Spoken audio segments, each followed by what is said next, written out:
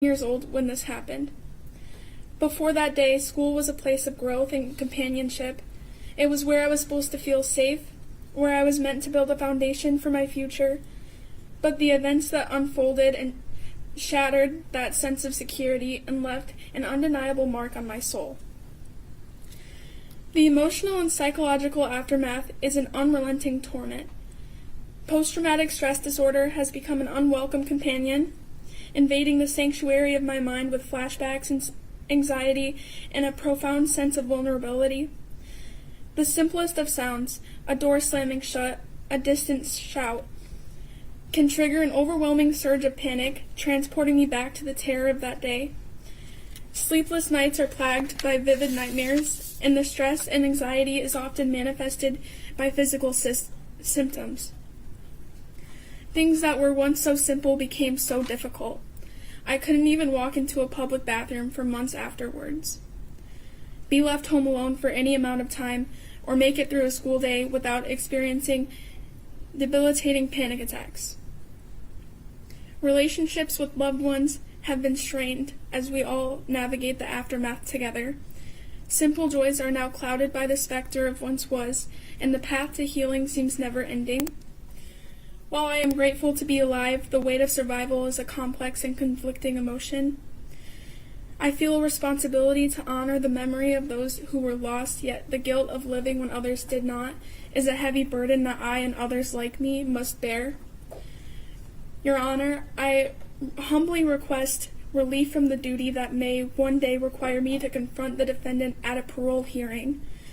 It is in my solemn plea that the possibility of parole be denied, ensuring he never has the opportunity to harm another person.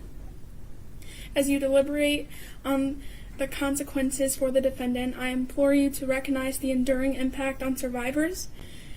Justice is not only about punishment, it is about acknowledging the depth of our pain, the strength it takes to endure, and the resilience required to rebuild shattered lives. Thank you for your time, consideration, and understanding of the profound impact this tragedy has had on my life. As a survivor, I want not only to talk solely of the pain, but also to emphasize the strength that can emerge from a tragedy. In the face of unimaginable pain and loss, I have discovered an inner strength that I never knew existed. It is a strength that has propelled me forward, allowing me to rebuild my life and find purpose amidst the chaos. May our collective experiences serve as a catalyst for change, a resounding call to address the root cause of senseless violence. Thank you. Thank you for your statements this afternoon, and your strength definitely shines through your statements this afternoon, so thank you for those statements.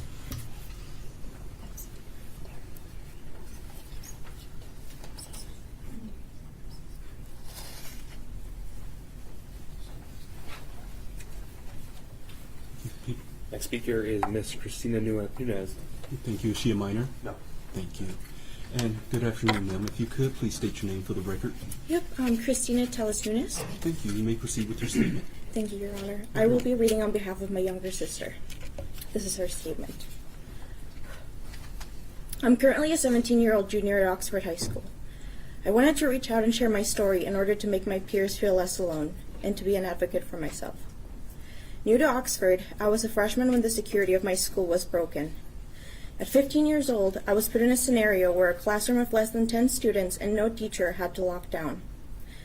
The first classroom behind the bathrooms, room 325, had 2 doors and little resources to use. However, as a group, we managed to move a filing cabinet to block the door, gather scissors, textbooks, and any classroom materials we could find in order to defend ourselves. I cried and hid under a desk while I called 911. Those who stayed in the classroom when the gunshots were fired were the students who, like me, responded by freezing in place. I remember sitting under a table, texting my sister, asking her to pick me up. Asking, I don't know if it's a realistic drill, but we heard gunshots and I'm scared. Could you pick me up when this drill is over? I remember writing notes to my family in case something happened to me. They were the first thing on my mind. I remember finding out that night through social media that a sweet girl like Hannah passed away. When I moved to Oxford and I didn't know anyone, but I'll never forget Hannah's kindness as she helped me brainstorm ideas that could help me fundraise for my project. Sweet suggestions of jewelry making and bake sales motivated me to branch out more at school. Her compliments in my math class always made me feel welcome. I owe her so much for making Oxford feel like home. No student should ever have to fear for their safety in school. For months after November 30th, I struggled with sleeping due to the nightmares I would have. I needed outside help for me to sleep. Now, at 17 years old, I still fear for my own safety at school and in public. I always look for the nearest exits in crowded places, and when I get stressed out, I have recurring nightmares of the shooting happening again. In order to move forward, I need to know that he will never have the chance to see my school again. This was an act of terrorism, endangering a crowded public space, instilling fear in a community, and leaving behind many victims who will have to deal with this event for the rest of their lives. The Oxford community is brave and loving. Please consider aiding us in granting the security, closure, and support that we need. Thank you. Thank you. Thank you for your statements this afternoon. They're truly appreciated. Thank you.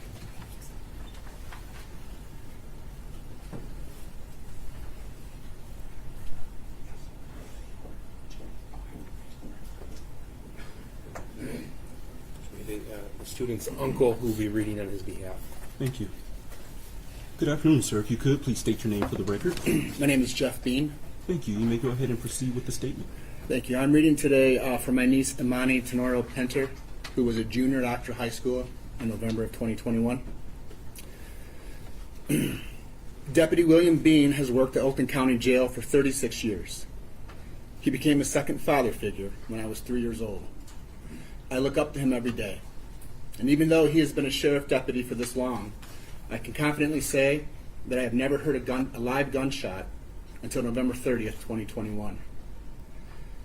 That day was filled with loss. The loss of my best friend, the loss of trust, the loss of my childhood, and the loss of respect for a lot of people. I've been walking around the curb hall at OHS. I passed room 256 and kept going. I was supposed to be in room 242 that day, but instead, I was in 244. I did what an average high school student would do. I stopped in the hallway and talked with my friends before class. That is when I heard something I had never heard in my life. When I heard the second shot fired, I realized what it was, and it was terrifying. I was the last one to enter my classroom door, panicking and shaking. The window that was directly next to my head was shot out as I walked through the doorway. I slammed the door shut, ran into a desk very hard, which left my legs swollen for a couple of weeks. I was in the room with about 20 to 25 other students, no teacher, and a door that was unlocked. I felt fear, but I also felt the need to be strong for the kids in the room. At 12:51, I called 911, and my friend spoke to the operator. I was scared, hurt, in shock, and I could not for the life of me stop shaking. I left that school with nothing but disgust. Like everyone involved, I have my triggers that I must live with every day. I should not have to live with these triggers. I should be proudly in college with no fear that I will be hunted down. But I do have this fear. I am grateful for an amazing family of 5 who I look up to every day and who help me to heal. Sherry, Buck, Trent, Ty, and Tate are and will always be my role models. Tate Muir was killed on November 30th. And what did the Muir family do in the aftermath? They created an organization to help other kids like the shooter, so they have support, so this will never happen again. They are the strongest family I know. Helping others is what we should be doing.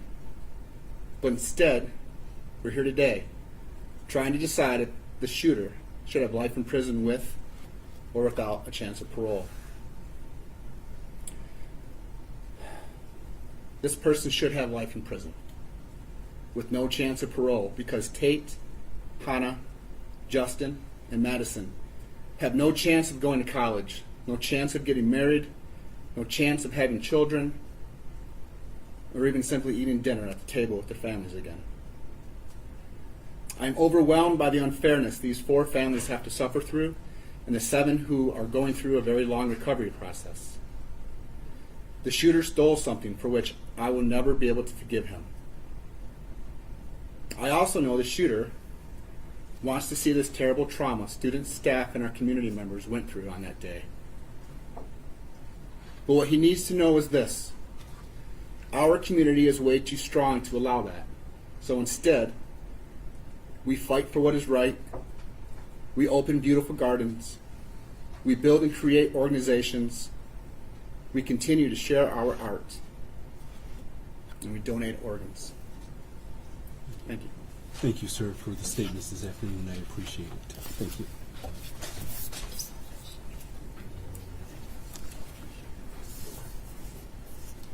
Next speaker is a minor, Judge. Thank you. The next speaker is also a minor. Thank you. Thank you, and good afternoon. Because you're a minor, you do not have to state your name for the record, but if you want to state your name, you may if you wish.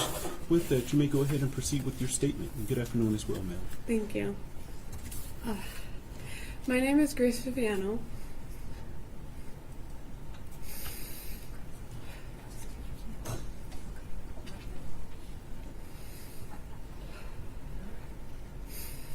And on this day, November 30th, I was 15. I could not even drive yet. What I was forced to go through and process a tragedy that no one should ever have to go through.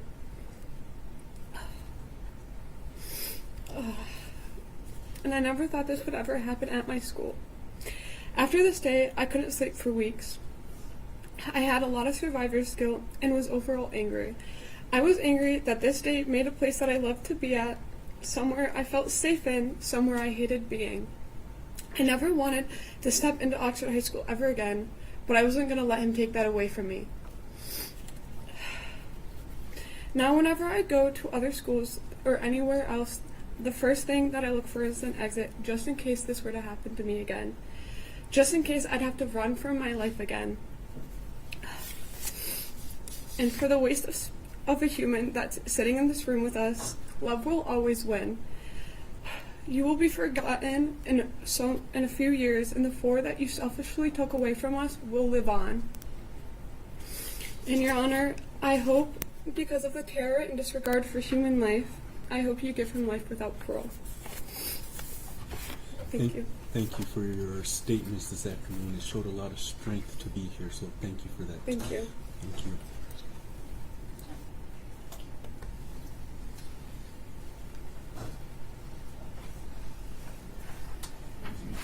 Next speaker is Catherine Waymaster. Thank you. Good afternoon, ma'am. If you could, please state your name for the record. My name is Catherine Waymaster. Thank you. With that, you may go ahead and proceed with your statement this afternoon. Thank you. My name is Catherine Waymaster, but to 2 Oxford High School kids, my name is Mom. Excuse me. Oh, you're fine, ma'am. Neither of my children were physically injured on that awful day at Oxford High, so you might ask, why am I giving a statement? Well, victims come in many forms. On November 30th, I drove my daughter Danielle to school. My son, Danny's twin brother, Michael, was not feeling well and stayed home sick that day. I then drove to work about a mile down the road. A few hours later, a co-worker ran up to me and asked if I knew what was happening at the school. Her son had jumped out of a window and wanted her to come get him. In just seconds, our phones blew up with social media alerts. There was a shooting reported.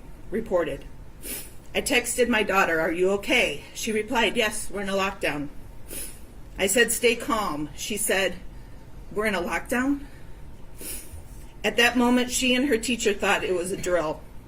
I said, "Keep your head. Do what your teacher tells you." She simply replied, "I'm scared."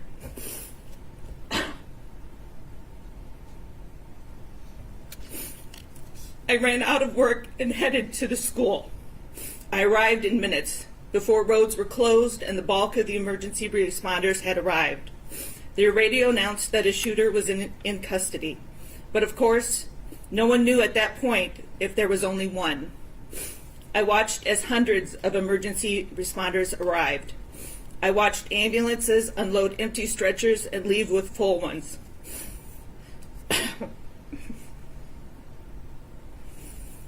I watched as other parents tried to enter the building and be held back by police.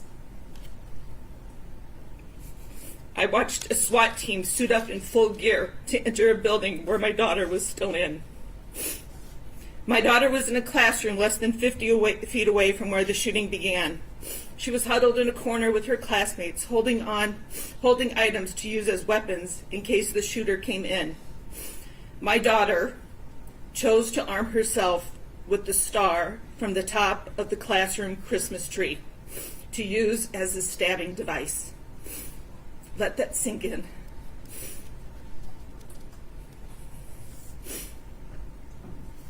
We continued to text.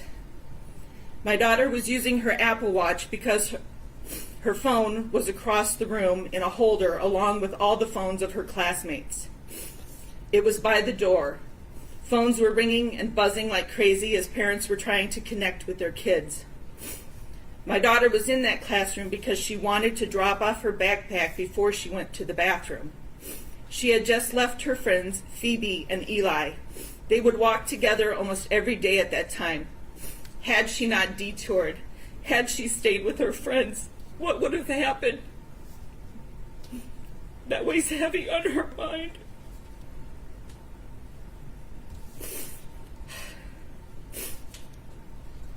After some time passed, my daughter's classroom was evacuated.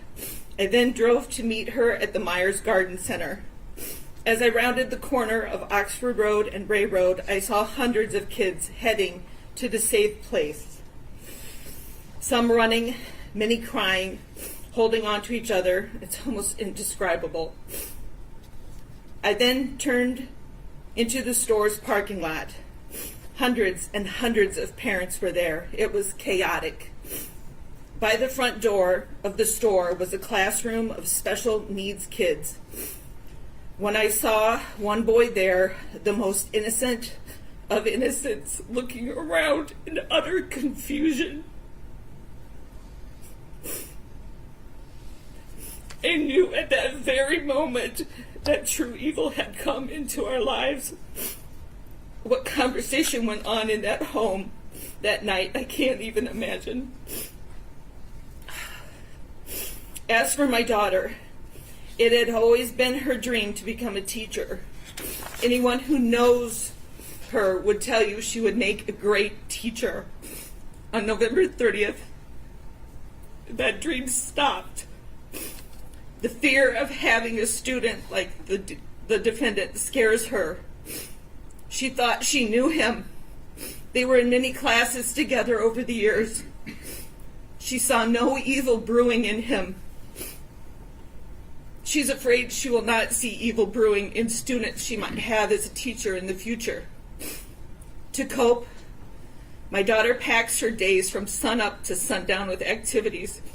Quiet moments with time to think are hard.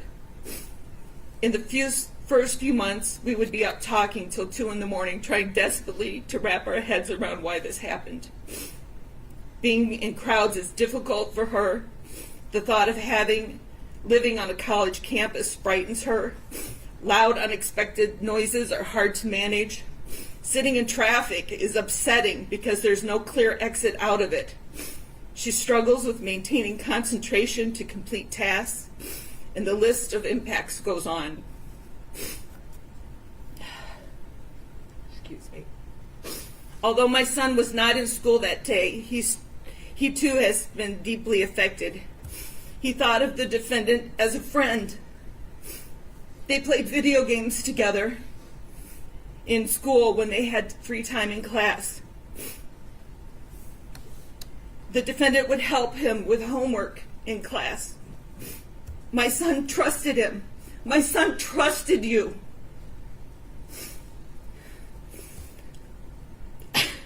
Now my son trusts no one. He keeps to a very small group of friends. He was not a fan of school before the shooting, and now every day is a struggle to get him to even show up. He hates being in that building. He dropped out of sports, moved to some online classes because he doesn't want to be on campus any longer than he needs to. He can't wait to be done and graduated this spring. Mike has decent grades.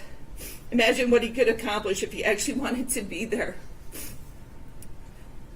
My son, like a lot of the boys from Oxford, struggle with controlling anger, and his emotions are extreme. Oxford is a small town community, has a small town community feel. It seems that everyone kind of knows everyone. So many notable things have happened to my circle of friends because of these events, and I'd like to share a few.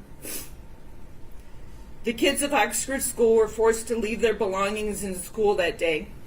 Hundreds of cars remained in the parking lots because the keys were in the backpacks they left behind. One friend's son held vigil over his dead friend's car so no one would mess with it while it was parked there. At a town vigil, a sound system crackled, sent the crowd running in all directions. A co-worker of mine was trampled and broke her collarbone. I found my kids huddled in fear in the basement of an old building. My friend's daughter refused to go anywhere without a support dog by her side. Another friend of mine had 4 kids in the school at the time. She described her home as a minefield because she never knew what kid would break down at any given moment. Another friend's daughter desperately wanted to return to school. She would drive there, but she sat in her car in the parking lot for hours, too afraid to go in the door. Sadly, she was not the only one sitting in the car trying to work up the courage to enter. Another friend's son had given the shooter a friendly "what's up" fist bump as they passed each other in the hallway minutes before the shooting began. He's racked with guilt, wondering if he could have stopped it all. Another friend's daughter-in-law was in her 2nd year of teaching when the shooting happened. She quit her job, and she feels like her whole time in college was a waste, as she will never return to teaching. Every student enrolled at the time now has an asterisk on their school transcripts that denote grades or test scores unavailable due to school shooting. Neighboring communities have been so supportive, but that too comes with problems. Every sporting event, every competition, concert, meet, collaboration, get-together began with soft, thoughtful words and moments of silence. Our students would have to try and perform. It was like, "Hey, your friends are dead. So sad. Play ball." How many scholarships were lost? We'll never know. A rift has emerged in this community over how the school is handling things. It's ugly and it's sad. There's a saying, "I hope I don't look like what I've been through." Our kids are desperately trying to act like normal teenagers, yet in the back of their heads, this event taints every moment they try to enjoy.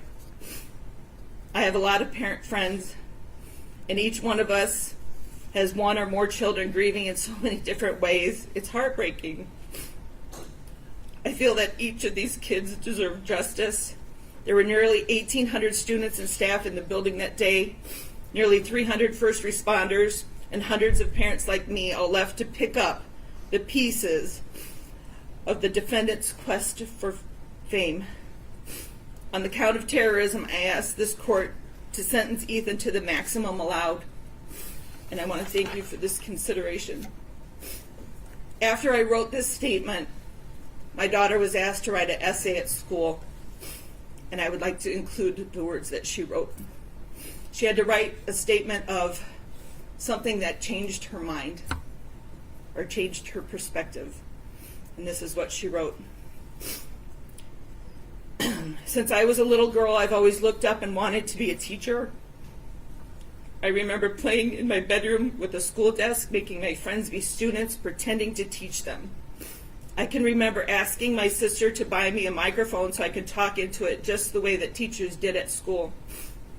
I've always looked up to my teachers and have always wanted to become one. The way they connected with my peers and myself inspired me to pursue teaching as a degree. Unfortunately, a day came when my whole dream changed. On November 30th, a lone gunman and fellow classmate walked into Oxford High School and in just a few violent moments nearly ended my dream. For a long time I felt isolated and not sure if teaching was the right career for me. I felt I was alone and I would never be able to protect students if I was in the teacher's shoes.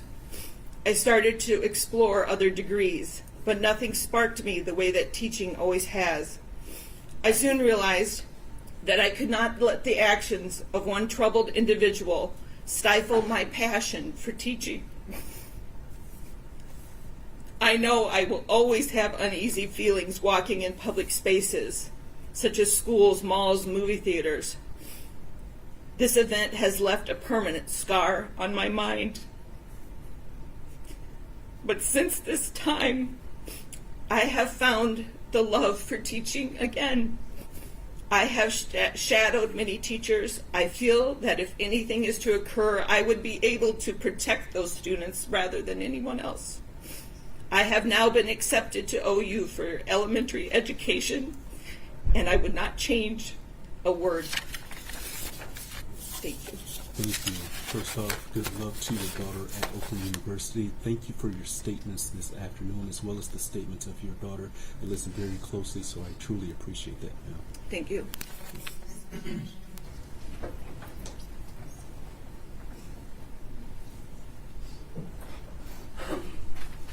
One moment. Yes.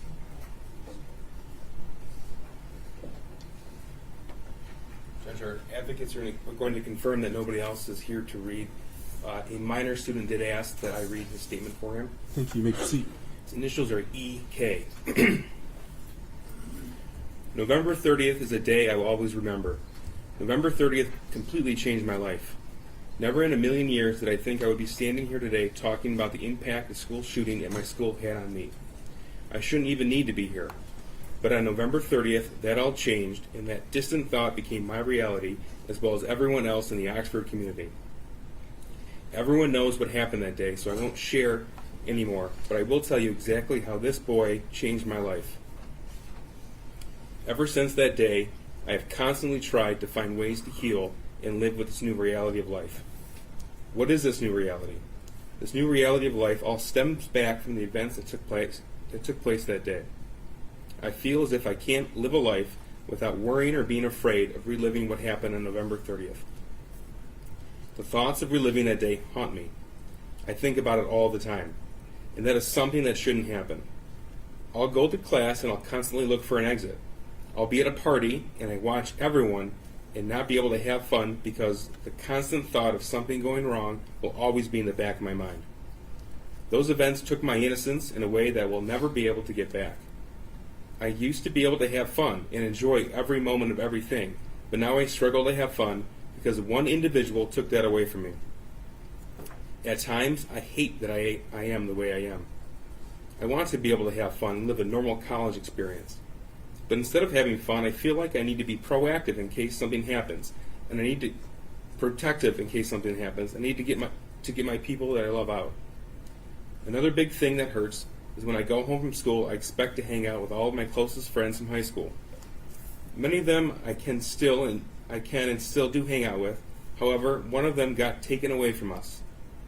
And instead of hanging out with him, I hang out with his family and remember him and all the good times.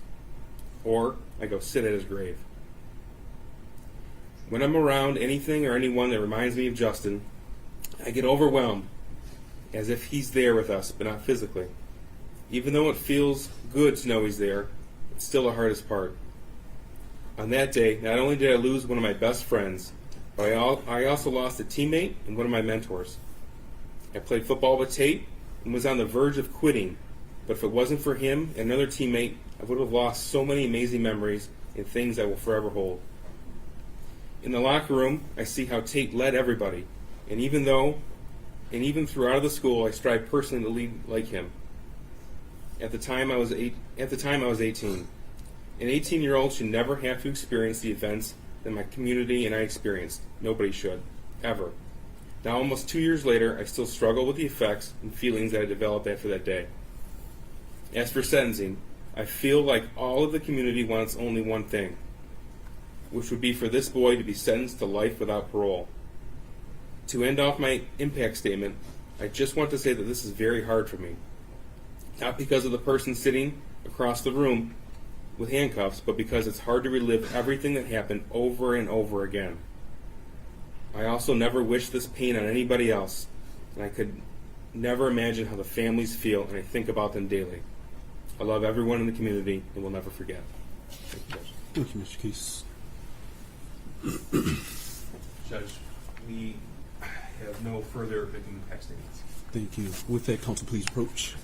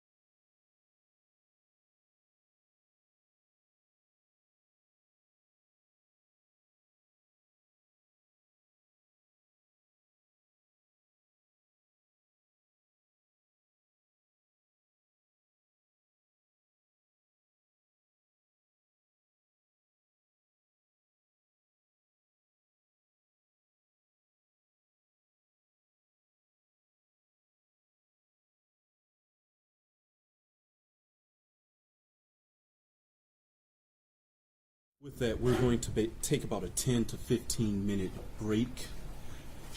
To those in the gallery, please be seated until the defendant has left the courtroom. As I indicated, when we come back, I will hear from the people, I will hear from the defense. At that time, then the court will give its ruling. With that, deputies, you may take the defendant.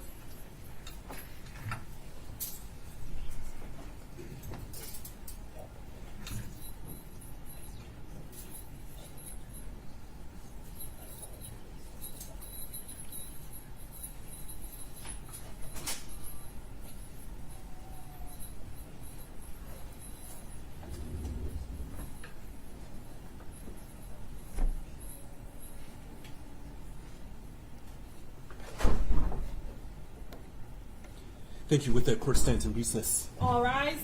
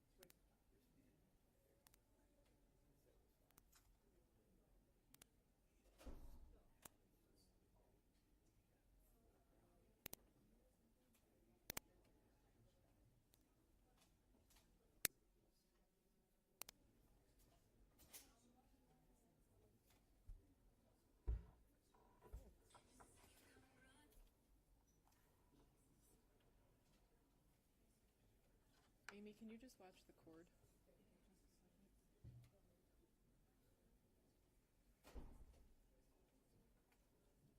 Before I break something and have everybody angry at me.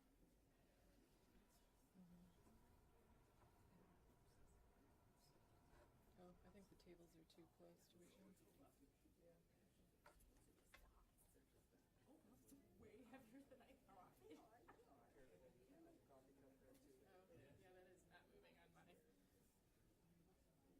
my ability, so. Do we just leave it here? I don't know, we don't want to stand on top of the judge?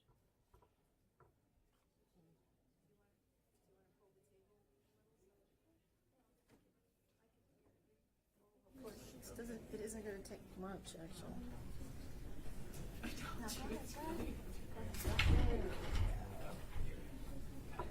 Yeah, it'll fit.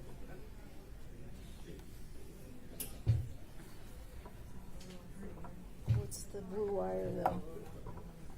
I don't know what the blue wire is, so I don't want to pull it out. I don't know what the blue wire is. Can you? Okay.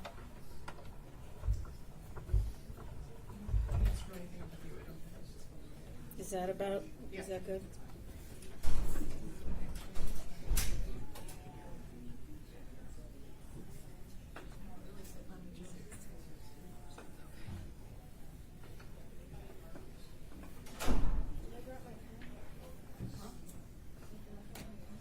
I have an extra.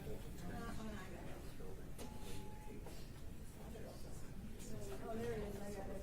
Yeah.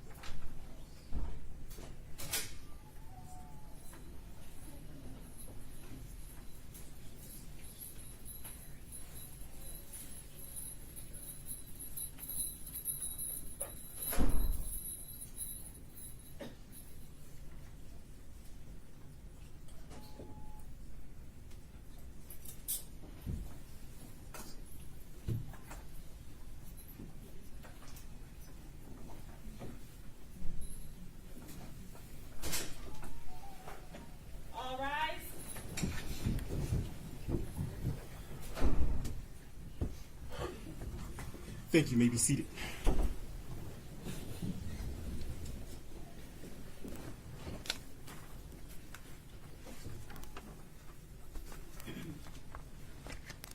Your Honor, calling People versus Ethan Crumley, case number 2022-279-506 FC. Thank you. Appearances for the record. Karen McDonald on behalf of the people. Thank you. Mark Keast on behalf of the people. Paula Michelle Lofton on behalf of Ethan Crumley. Amy Hopp on behalf of Ethan Crumbly. Deborah H. McKelvey on behalf of Ethan Crumley. Thank you. With that, you may all be seated. With that, people, you may proceed with your allocution.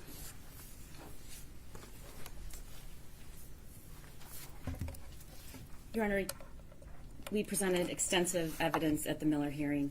I know the court has read our briefs. I do not intend to make any of those legal arguments here and rely on the testimony and the briefing that we did during that hearing. I do need to address, however, newly additional arguments that the defendant made in his sentencing memorandum, referencing the guidepost report and essentially placing the culpability on the school officials. I want to say that there's not any dispute based on that report and all of the other facts that we know that there were numerous failures on that day by various individuals. But none of those failures diminished defendant's responsibility and the culpability for the decisions that he made up to and during the school shooting. And in arguing that other actors should have done more to intervene and stop him from his own planned, conscious actions, defendant fails to acknowledge that he consciously chose not to reveal his plans and that he, along with his parents, sought to cover up the fact that his parents had just bought him a gun.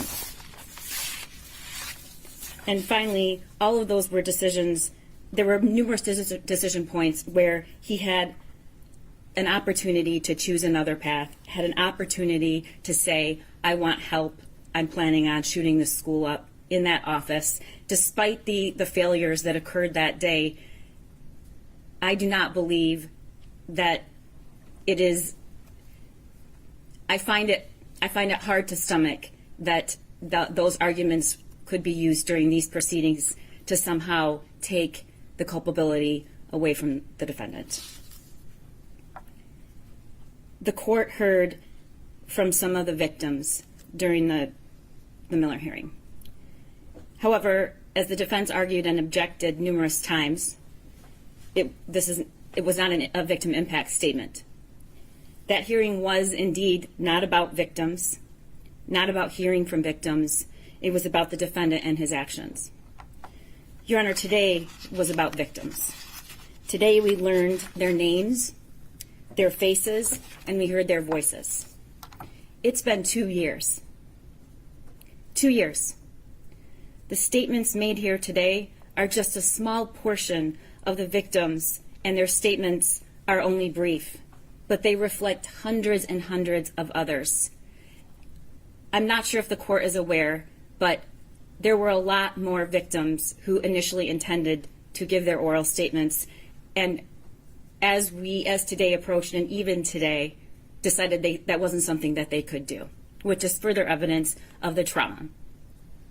It's impossible to give anyone a realistic description of what the last 2 years have been like for these students, brothers, sisters, teachers, dads, moms. It takes courage to stand before the court in this room and relive the most painful thing that has ever happened to someone. It will take courage and grit every single day for the rest of their lives. We will all go home when this is over. But for these victims, there is no going home because their loved one is not there. And their kids are forever changed, injured, traumatized, and working to get through each day, as you heard every single one of them tell you.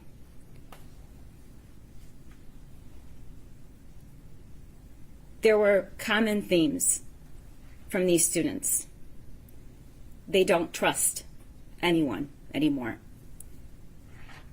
They don't trust any place anymore. They don't think they're safe. Some can't sleep. Some have to sleep in their parents' room. There's a deep, deep loss of safety, loss of loved ones But most importantly, what I heard was they lost themselves. And they're working very hard to find who they were, with the acknowledgement that they will never be the same. And these are people who don't have a scratch on them from that day. Unfortunately, the data and the research support what you heard today.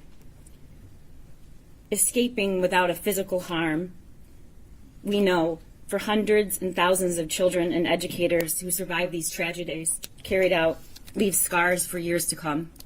And the research is abundant that there is long-term detrimental impact of such childhood trauma on a person's mental and physical health and their ability to function throughout the rest of their life.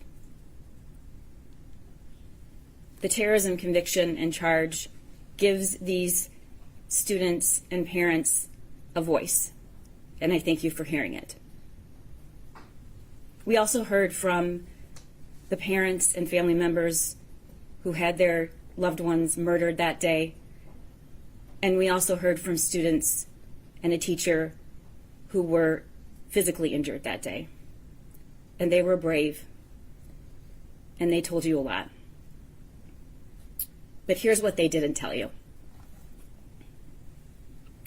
Steve St. Juliana did not tell you about getting a call from me on December 1st, telling him about the charges that were being issued for the murder of his daughter when he was still trying to process that she was gone. Rob Baldwin, Madison's father, did not come here to tell you that he also got that same call and told myself and Mark that he had just been picking out a casket for his daughter, and that no matter what he cared about most and hoped most was that Madison was not in fear when she was killed. Craig Schilling did not tell you that when we first met with him, he sat in silence and could barely utter 10 words, and this was weeks after the shooting. Jill Suave, Justin's mother, did not tell you what it felt like to just a few months ago be given the sweatshirt Justin was wearing that day, and being grateful she had it, even if it had his blood still on it. Molly Darnell did not say that when we first met her, she said how hard it was to even come to our office because it was on the same grounds as the jail where the shooter was. Buck and Sherry Muir didn't tell you what it was like to finally hear during the Miller hearing what their son's last few minutes in this world were like when they heard Christy Gibson Marshall say she stayed with him, she talked to him, she told him he was loved. Nicole, Madison's mother, did not tell you that over a year ago she had the courage to come into our office and watch the video of Madison's last moments, though most of her support system told her not to.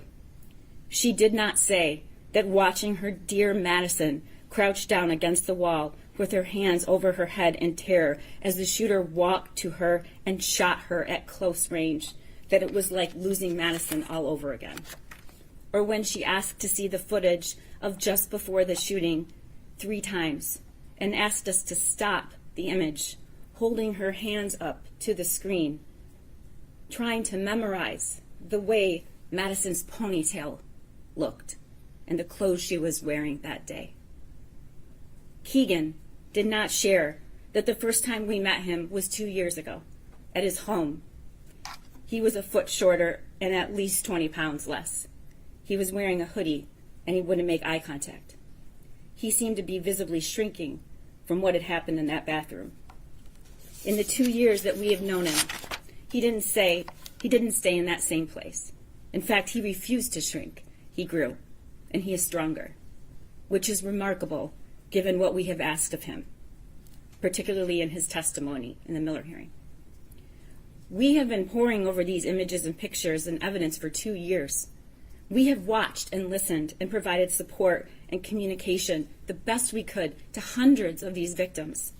The sheer force of the destruction, violence, trauma, and murder that the shooter caused that day did not stop at the doorway of Oxford High School. As you heard from so many students and parents, it was carried through the doors and out into the community. To every person who witnessed it, got a text from their child tried to assist or help. It went into their bedrooms and their homes, and it will be carried with them for the rest of their lives. The shockwaves that we have had a front row seat to these past 2 years as prosecutors and victim advocates, it is indescribable. Indescribable. They've endured the hearings, the media reports, the delays, the appeals, more threats. They've been told that they weren't entitled to information about how this could happen at their school. They've watched us all diligently and thoroughly protect the due process rights of this shooter, which is critical, but also seemed unfair to them. They have had to take a back seat while lawyers, judges, school board members, commentators, and experts discuss what happened there as if they can somehow understand. We cannot understand. We do not understand. But we can give them the grace and dignity they deserve by listening today. And I thank the court for allowing that. And though I acknowledge, Your Honor, the great weight of the burden upon this court today, I urge you to also give them the justice they deserve. I ask that you sentence the defendant to life without parole. Thank you. Thank you. Defense? Yes, Your Honor, we'll start with the legal guardian ad litem, Ms. McKelvey. Thank you. Ms. McKelvey? Good afternoon, Your Honor. Good afternoon. Your Honor, approximately 2 years ago, I was appointed as Ethan's lawyer guardian ad litem because of the situation with his parents. I have been in a unique situation in the sense that I have gotten to know him as an individual from that day forward. Unfortunately, everyone, or almost everyone here, only knows him from the incident backwards. And we've heard some, he's a monster, he's trash. I have to tell you that he is a life. He is a human being. He is a person. And as an appointed attorney for the last 33 years, one of the things that I've learned through that practice is no matter what a defendant has done, they are a human being. They deserve respect. They deserve representation. But I don't lose track of the fact that they are a human being. And he is one. He was 15 years old when this occurred. I don't believe anyone on the defense side, including Ethan, has diminished the act that he did. No one. He has never diminished that. He chose to plead, and here we are for sentencing. He did not want anyone to have to go through any more than they have to. But he is not the same person that he was then. I have discovered that he is a bright young man. He is an artist. He is an historian. And there have been days where I have been oblivious of the fact that I have sat in a little cell in I Block for 3 hours just talking to him. As the court knows, the jail is not designed for juveniles, so it's a very isolating experience. And so my role was more to keep him company, to not have him feel so isolated, to make sure that the needs he has, as every other individual who is housed at the Oakland County Jail has, and that they are being met. But his life is salvageable. His life is rehabilitatable. There was a book that I know is referenced during these proceedings, and I believe in the parents' proceeding as well. And it is written by Gillian Peterson and James Densley, both PhDs. And the book, the title is The Violence Project. And there was an interesting few sentences in there that struck me when I read it. They equated someone in crisis like a balloon full to bursting. When a balloon is inflated and stress or tension is applied, stretching the body over the air, the bigger the balloon gets, the more likely it is to pop. A fully inflated balloon becomes so fragile that it must be handled carefully or it will break. Prosecutor McDonald said there was a lot of failures here. It doesn't diminish what he did, but there were a lot of failures that someone could have deflated that balloon a bit, that could have potentially prevented this incident of occurring and us being here today facing the decision that you have to make. But to me, his life is worth salvaging. His life is worth rehabilitating. And as I know the court knows, all the lawyers in this room knows, that you have to fashion a sentence that is punishment, deterrence, protection, retribution, and rehabilitation.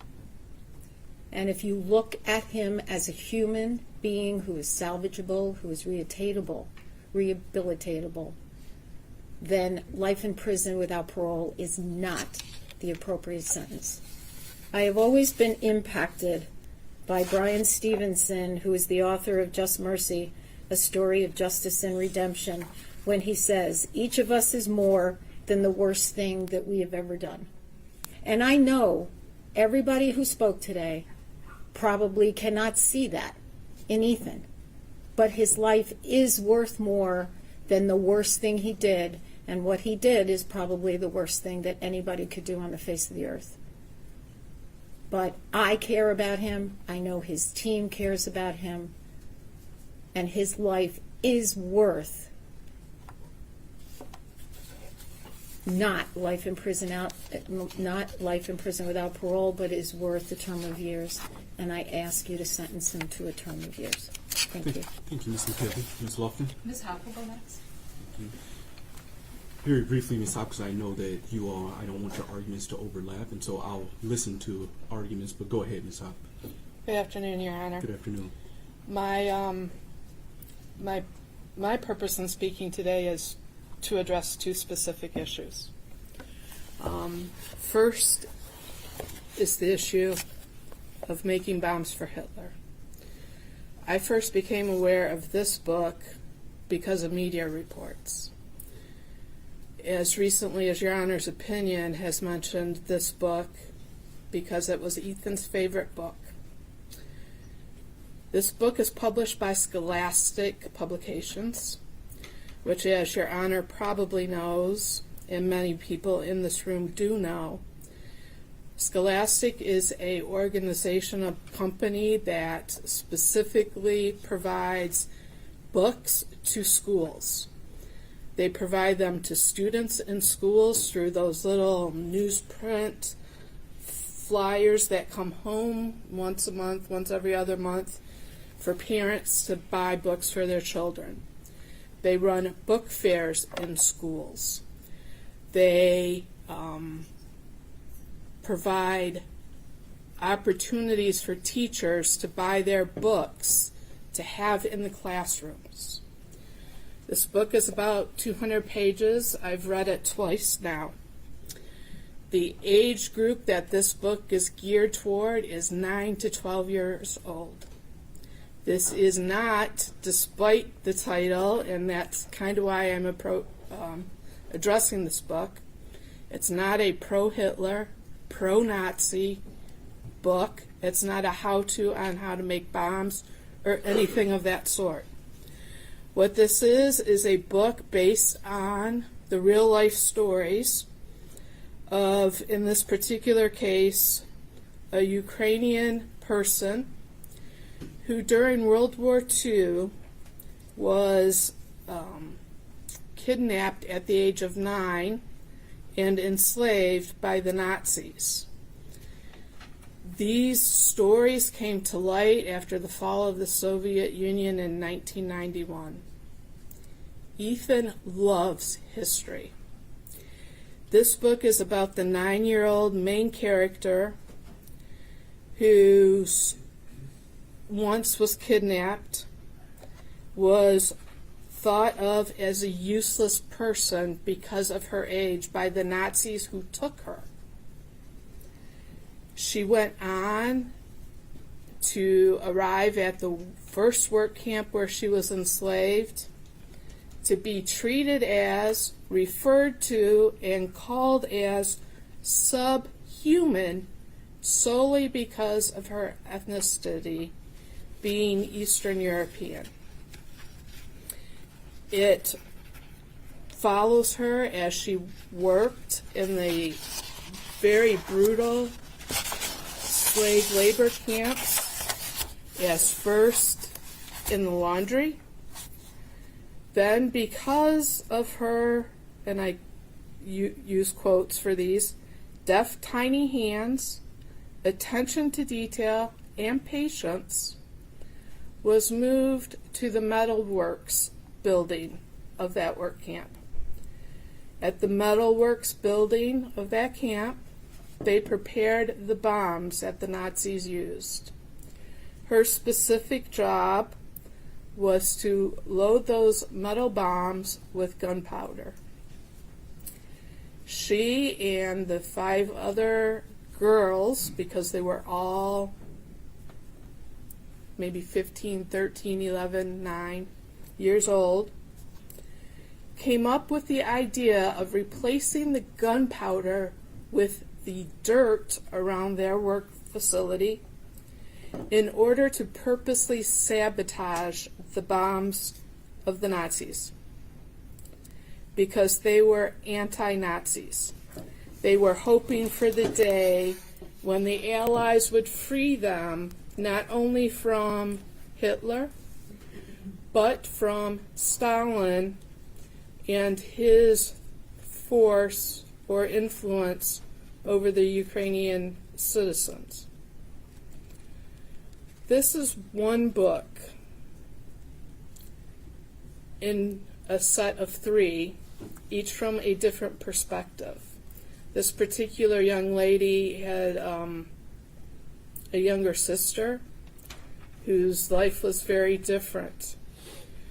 At the end, when the war was over, this book, as well as the second book, who's about a friend of hers from the camps, talk about going from camp to camp, looking to reunite families, and how they did that with messages. It also indicates that they weren't able to successfully return to their country of Ukraine or Russia, because under Russian law, at that point, Stalin considered them Nazis because they had worked in these enforced, enslaved labor camps. It's actually a very captivating series, and even as an adult, I enjoyed it.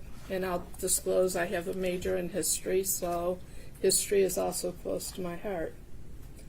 I can definitely see why, as somebody who enjoys history, Ethan would have liked this book. And again, because the title is so misleading about the contents of the book, I thought that was important to bring to the court's attention. Secondly, and I'm not going to detail or go over again the testimony of Dr. Romanowski from the Miller hearing, but I do want to talk about our prison system very briefly. The goal of our prison system is punishment and rehabilitation, and we know that because there are cells with doors that lock, but there are also programs. There are education opportunities, employment skills programs, job training programs, counseling programs, and even programs geared toward re-entry into society. There is a parole system, which Dr. Romanowski talked about, and I want to fill in a couple of blanks there.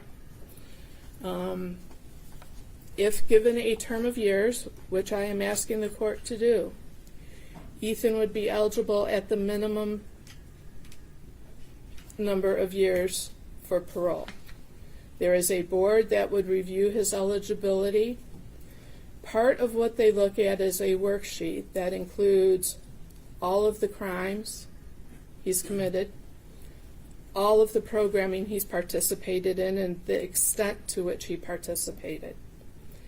It takes into account tickets and discipline that he incurred, if any, in the system, his mental health, And they also calculate the statistical risk of reoffending.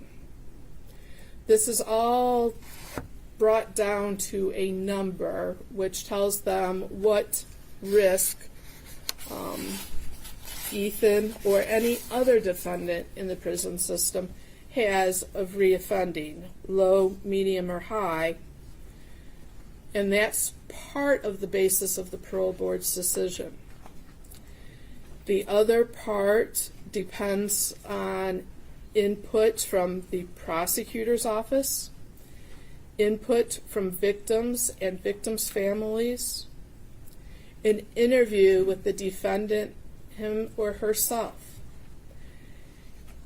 The decisions of the parole board at one time used to be appealable. If parole is denied, the inmate can no longer appeal that decision. If parole is granted, however, the prosecutor's office has the opportunity to appeal that decision. The parole board is a specific group of individuals with expertise in parole. If a defendant or if Ethan has not been rehabilitated, parole is denied. And as Dr. Romanowski testified, in a situation such as Ethan's, it would be denied for probably a period of 5 years.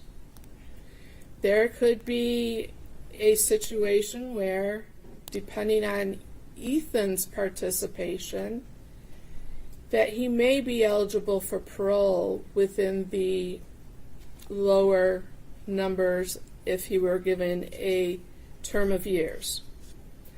It could also be a situation where, depending on the parole board, he would not until he hit the maximum period sentence under a term of years. Considering the period that is currently under law, 60 years, plus the 2 years he would have to do as a felon using a firearm in the commission of the felony, he could be in prison for 62 years under the term of years Your Honor has as an opportunity or an option to impose today. That would put him at around age 77. So even a term of years is a very, very lengthy sentence and may likely be a life sentence. But what it does do is give Ethan the opportunity to demonstrate to everyone that he can be rehabilitated, that he is redeemable, and that he can make amends and contribute in a positive way to society upon his release. I join the comments made by Ms. McKelvey, as well as I'm sure those that Ms. Lofton will make.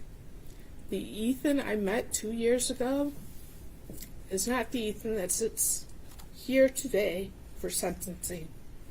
He has made remarkable progress in addressing his issues. That's not to say he doesn't have a ways to go, because he does. But that's to say he's demonstrated that he can change himself for the better.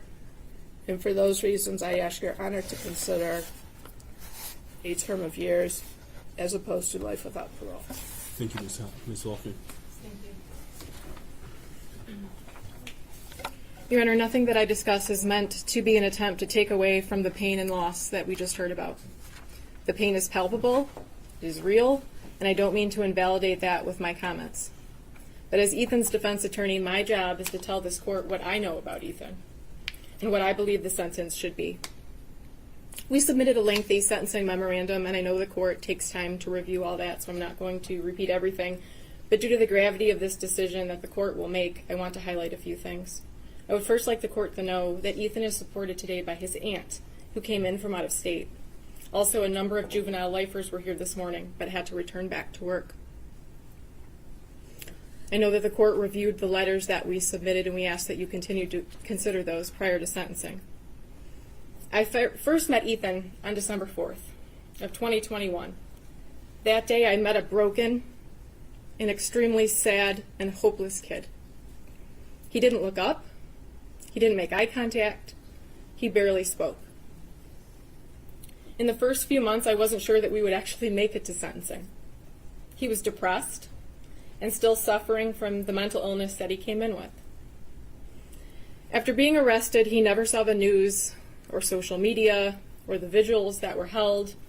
He committed these acts and then was locked in a vacuum. When we had the initial placement hearing, it was the first time that he experienced the anger of his community and the pain that he caused. He did not take that lightly. Over the last 2 years, I have watched him go through all of the stages of grief. Ethan has never bragged about what he did. Ethan dreaded in court hearings because, unlike what has been said about him and what he wrote in that journal, he doesn't like attention. After being on medication and seeing a psychiatrist for 2 years, after having upwards of 175 visits with me, visits from Ms. Hopp and Ms. McKelvey, after talking to his aunt weekly, reading the Bible, reading novels, and spending so much time in solitary confinement, he is a different person. He has already made so many changes, and he is remorseful. He has been able to keep out the dark voices and thoughts. He sees the wrongs in his thinking and his actions. He has hope for the first time. He tries to be better every single day, and I am confident that he will continue to do that in the Michigan Department of Corrections, whatever your Honor's sentence may be. At the Miller hearing, the prosecutor introduced internet searches that Ethan made concerning punishment in Michigan. They also showed parts of his journal where he talks about a life in prison. Just because Ethan looked up what a life sentence is or what the punishment is for killing people does not mean that is the appropriate sentence under the law and under the facts that we are operating with. Would a healthy 15-year-old be okay with going to jail and prison for the rest of their life? Absolutely not. The fact that he even researched what his sentence could be and then still went forward with his actions only further shows how depressed and mentally ill he truly was. I want to talk a little bit about the journal. When you read Ethan's journal and you compare it to the notes from Dr. Anaker that we attached in our sentencing memorandum or the report of Dr. King, it sounds like a completely different person. And after meeting with Ethan for over 2 years, I now understand that the journal was the worst of the worst. It was an exaggeration of his thoughts. It was a place where he could say anything and there was no judgment. It was a sounding board without reverberation. He could make himself sound scary. He could make himself out to be a person that would be remembered. How do we know this to be true? We can look at the internet searches leading up to November 30th. We can also look at the step-by-step description of what was going on in his head that he gave Dr. Anaker. A few examples of the searches within a week or two of November 30th. Should you do something that scares you? What happens if you have depression and anxiety? What causes mental illness? Can you get in trouble for not doing homework? Am I a sociopath? Can hormones make you have bad thoughts? How to tell your doctor that you have depression? Can a therapist tell your parents? How to tell your parents you have depression? He was still trying to figure out what was going on with him. He acknowledged that something wasn't right, but he did not have the support or the connections with adults that could help him. So while just reading the journal and listening to his video the night before could leave you with the impression that this was a master plan that had been crafted for weeks without hesitation, I don't think the other evidence supports that. He struggled with his actions until the moment he came out of that bathroom. I want to touch briefly on the Guidepost report, and I have never said that that report diminishes Ethan's culpability. Ethan pled guilty, not even no contest, and wanted to move directly to sentencing. Dr. Colin King, in his detailed report and while testifying, discussed implicit bias as a reason the school acted in such a manner when dealing with Ethan. He came to this conclusion because nothing made sense about Ethan being sent back to class. We obviously, at that time, at the time of the Miller hearing, we were not privy to the inner workings of the district. But the Guidepost evaluation and report goes so much deeper than the rationale of implicit bias. The report says the school failed Ethan. The report found that the school should have conducted both a threat assessment and a suicide intervention assessment in light of Ethan's conduct, and he should not have been sent back to class. The report says they had a student with recent mental health concerns raised by a teacher who previously had mostly flown under the radar at a big school with poor grades, fair attendance, and no serious discipline history. A student who now on back-to-back occasions violates school policy, first by viewing bullets, and then by watching a video of a guy gunning people down. That raises a serious red flag. It's not a close call. Ethan's concerning behaviors and statements at the very least might suggest physical violence or a threatening situation. So why is this relevant in this case and at this stage?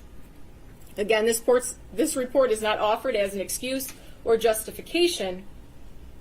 This report is not offered to minimize the gravity, but we argue that this report, combined with the other things that we have mentioned, should persuade this court to a sentence of a term of years. If the professionals didn't recognize that he was on the precipice of a crisis, how do we then expect a mentally ill 15-year-old kid to be able to recognize that he was spiraling and come right out and ask for help? How can we expect a 15-year-old boy to tell a counselor that he had no relationship with his deepest, darkest secrets, the thoughts that took over his mind? Finally, I want to discuss rehabilitation. Montgomery versus Louisiana. While a sentencing court might encounter the rare juvenile offender who exhibits such irretrievable depravity that rehabilitation is impossible, and life without the possibility of parole is justified, this penalty will be uncommon because of children's diminished culpability and heightened capacity for change. When there is no evidence that the defendant could not be rehabilitated, there is no reason to conclude that the defendant, like the great majority of youth, lacks the capacity to change and mature. People versus Taylor. No one has a crystal ball. And while it's impossible to say that Ethan will be able to be rehabilitated and be a productive member of society worthy of release, it will not be impossible to make that determination with decades of daily records of his behavior and human interaction. The parole board can evaluate everything that you do not have at this point to determine if he is rehabilitated. If you give Ethan a term of years, he will have to prove himself every single day. In my sentencing memorandum, I attached triumph reports from SATO that highlighted a number of juvenile lifers that were released under Miller. I also attached a number of letters from those same individuals who are supporting Ethan. In each of those cases, 20 to 30 years ago, a judge told them that they couldn't change, that they were irreparably corrupt, and they were wrong. Many of those individuals had no idea that the law would ever change or that they would get another chance to be released into society. Even knowing that, they did good things in prison. They took classes. They stayed out of trouble. They became better people. And when the laws changed and the court found that they could be released, they became productive members of society. Rehabilitation is possible, and those people are living proof. We are looking at the ability to be rehabilitated. We need not actually prove that complete rehabilitation has happened. He has participated each week in therapy and is on medication by his own choice. He has taken those initial steps to change. Ethan Crumbley is not the rare juvenile offender who exhibit such irretrievable depravity that rehabilitation is impossible and life without parole is justified. Your Honor, we ask that you sentence Ethan Crumbley to a term of years. Thank you very much. Thank you, Ms. Lofton. With that, Mr. Crumbley, is there anything you would like to state before I pass sentence? Your Honor, may he stand? Yes, you may.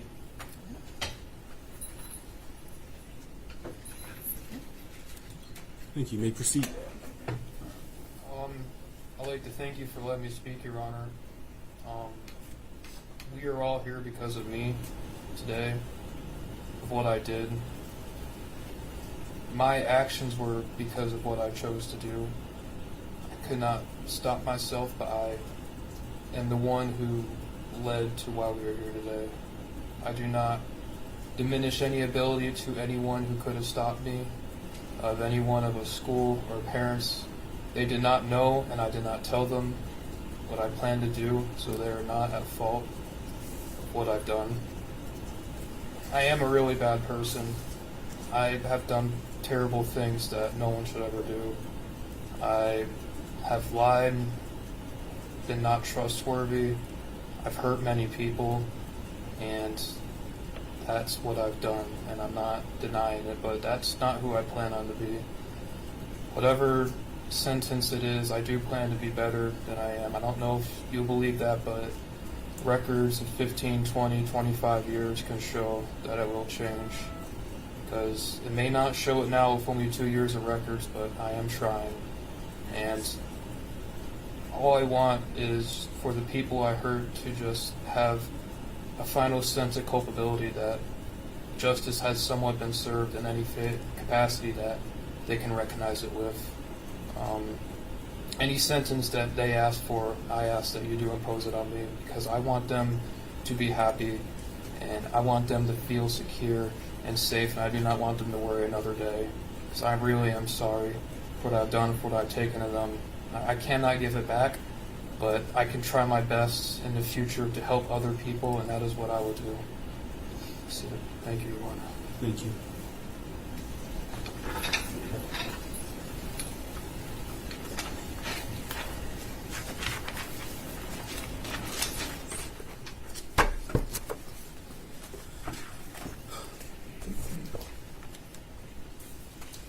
With that, this court has listened to extensive evidence in this case. I heard 4 days of testimony from the Miller hearing.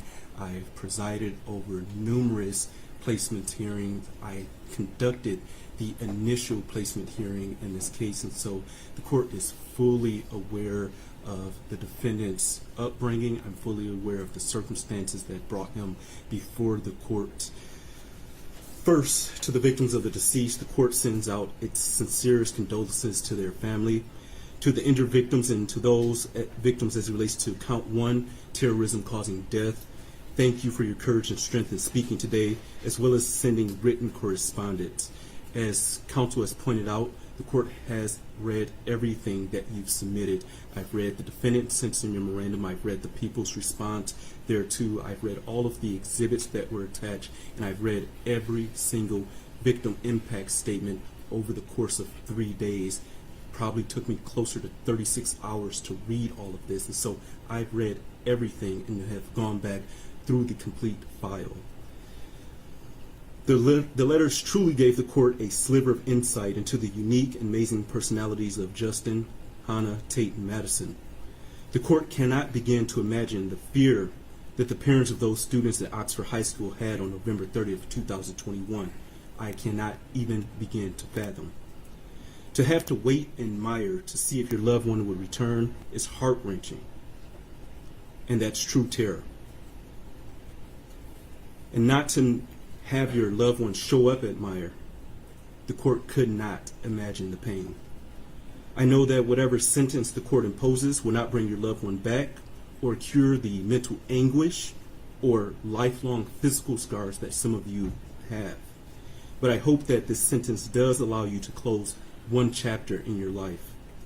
I also want to thank law enforcement that responded that day, because I know this has not been easy on them as well. As previously stated, the court has read defendant's sentencing memorandum and the people's response. Again, defense argues that the defendant should receive a term of years because of defendant's alleged mental illness. Defendants cite People v. Bennett 335 Mich. at 409, a 2021 case. The court notes that it is not saying because the defendant may be mentally ill that automatically means he's irreparably corrupt. What the court notes is that he has an obsession with violence, that this act involved extensive planning, extensive research, and he executed on every last one of the things that he planned. As the court stated in its written opinion and order regarding the Miller hearing, defendant's alleged mental illness did not interfere with his ability to extensively plan for months his actions, nor did it interfere with his ability to execute those plans. This started with him asking for a better gun to conduct the school shooting. He had initially a .22 caliber weapon that he wrote would not do enough damage. And so weeks and weeks prior to this offense, he started to formulate this plan and knew and asked for the weapon that he could cause the most harm with. As counsel is aware, the goals of sentencing do not only involve rehabilitation, but also involve deterrence and punishment. Deterrence is two parts. It's private deterrence for the defendant in hopes that they would never commit an act like this again. But then there's also public deterrence, where the public sees the punishment that the individual has received in hopes that the public will never do anything like this in the future. The court has read the report from Guidepost Solutions. It was very lengthy. Respectfully, the court does not find this report to be mitigating in this case. The report simply points the finger at Oxford Public Schools. While the court agrees that more possibly could have been done, that issue is not properly before this court. We are here for sentencing based upon the defendant's actions, not the alleged shortcomings of others. As the defendant pointed out himself, he took responsibility. And he himself is not asking this court for a term of years. The court cannot underscore defendant's extensive planning and execution in this case enough. He practiced shooting at a gun range.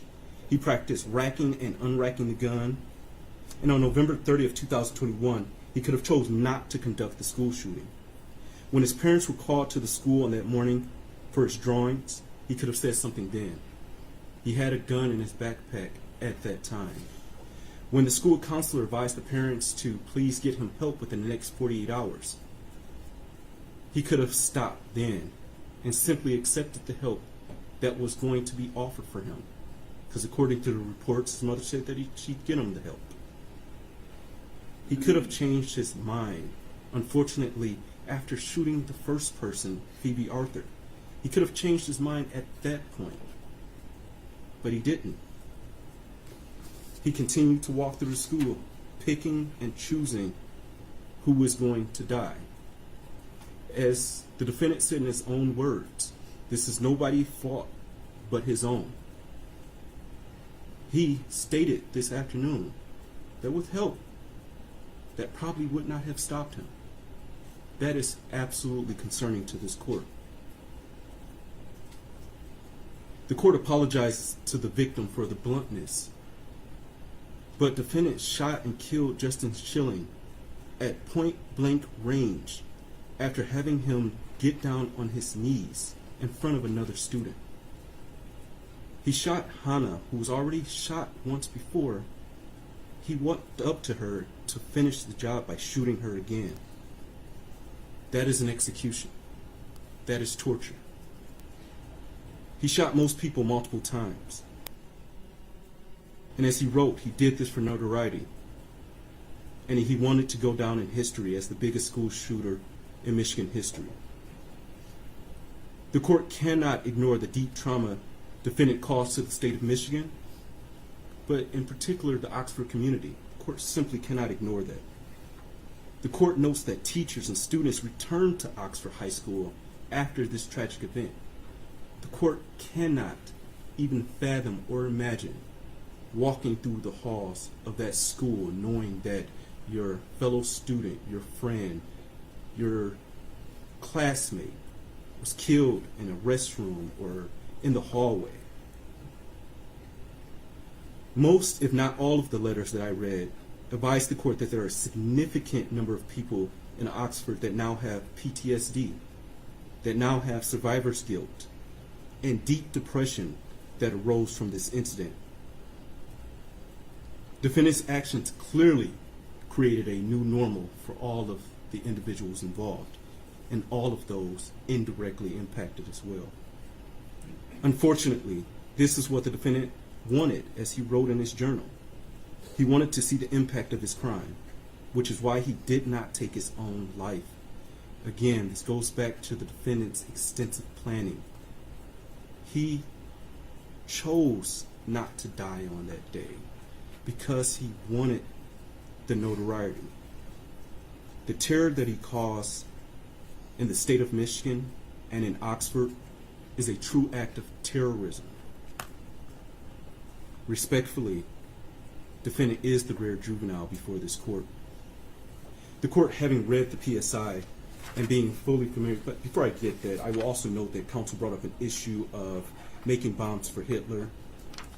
The court, that does not change the court's opinion about the defendant's obsession with violence. I thank Ms. Hopp for bringing that to my attention, but it still does not change the court's opinion about him being obsessed with violence, because his obsession was also outlined in the websites that he visited.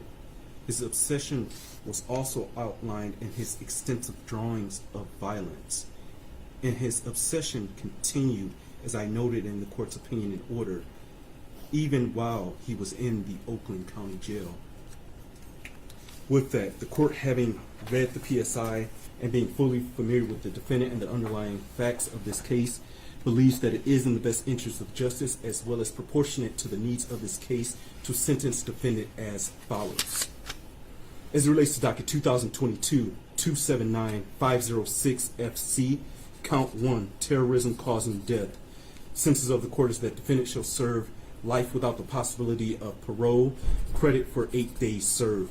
Counts 2 through 5, homicide, first degree, premeditated murder, juvenile defendant. Sentence of the court is that defendant shall serve the rest of his life without the possibility of parole with the Michigan Department of Corrections, credit for 8 days served. On counts 6 through 12, assault with intent to murder. On each of the counts, defendant is sentenced to 18 years and 9 months to 80 years with the Michigan Department of Corrections, credit for 8 days served. On counts 13 through 24, those being felony firearm, defendant is sentenced to 2 years with the Michigan Department of Corrections on each of those counts with credit for 730 days served. Counts 1 through 12 are concurrent to each other, and counts 13 through 24 are concurrent to each other.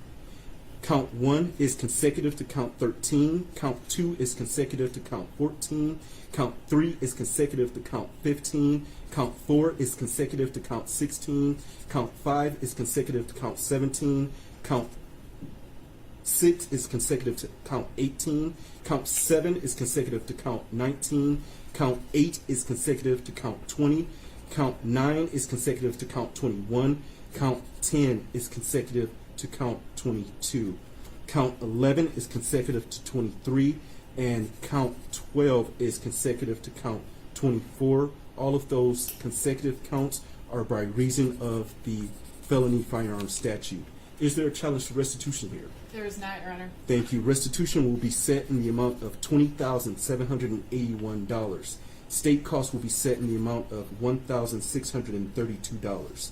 You are not to have any contact with Oxford High School or enter Oxford High School. You're not to have any contact whatsoever with the families of Madison Baldwin, Tate Meyer, Hannah St. Juliana, and Justin Schilling.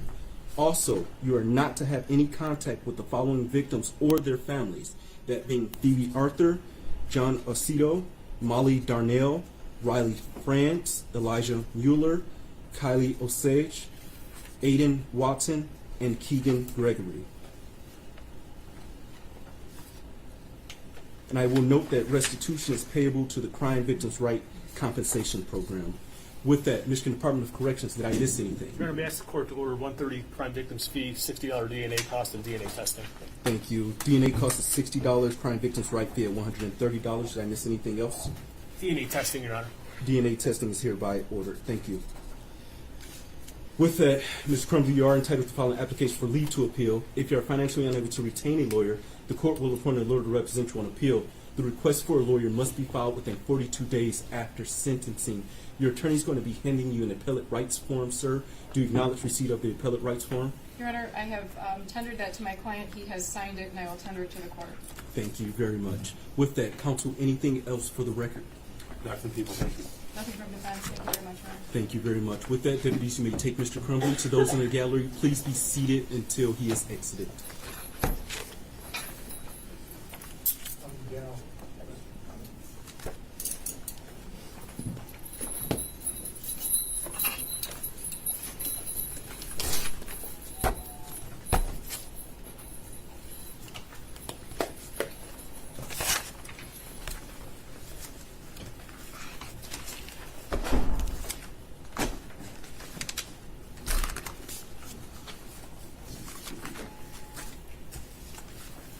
With that, thank you all. The court will stand in recess. All rise.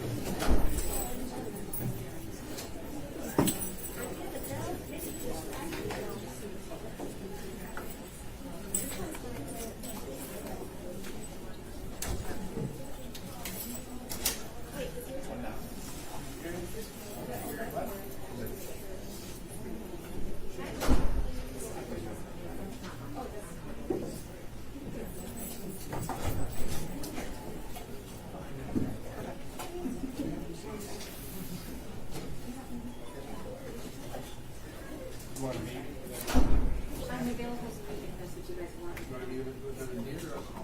I'm fine. Here as soon as the media. Oh, yes. Okay, yeah.